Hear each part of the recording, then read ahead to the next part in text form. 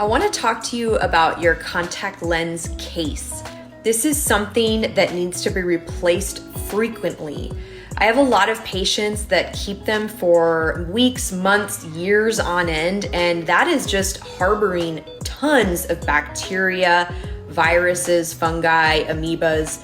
Really, you need to be replacing this every 3 months at minimum. The key is if you find a type of contact lens solution that you like or your doctor prescribes for you, it usually comes with a contact lens case. And once you are done using that solution, you can throw the case away. Me personally, I throw my contact lens cases away every 2 to 4 weeks.